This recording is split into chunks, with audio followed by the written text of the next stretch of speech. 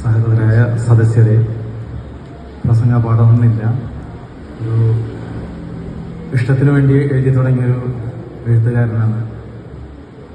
2 പുസ്തകം ഇറങ്ങി അതിനു മുമ്പ് തുടങ്ങി വെച്ച പുസ്തകമാണിത്. 15 വർഷം മുമ്പ് എഴുതി തുടങ്ങിയ പുസ്തകം.